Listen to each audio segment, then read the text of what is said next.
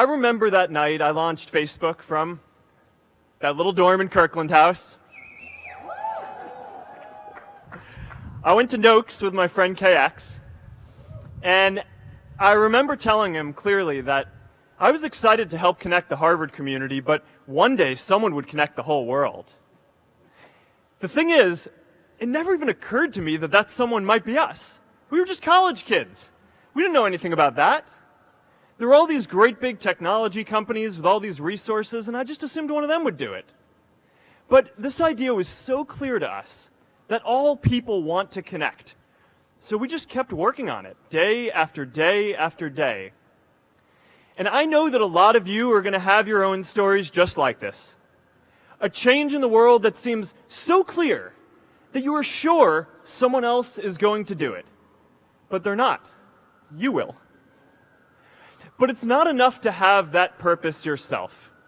You also have to create a sense of purpose for others. And I found that out the hard way. You see, my hope was never to build a company. I wanted to have an impact.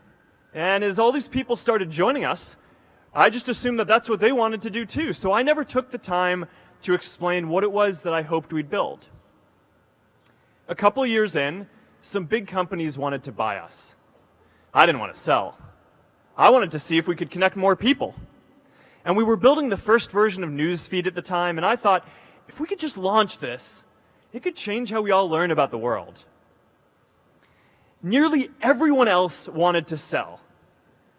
Without a sense of higher purpose, this was their startup dream come true, and it tore our company apart.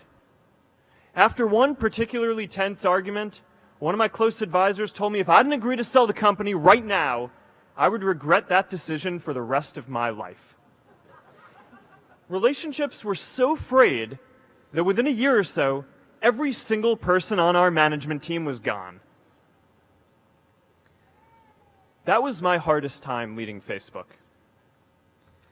I believed in what we were doing, but I felt alone. And worse, it was my fault.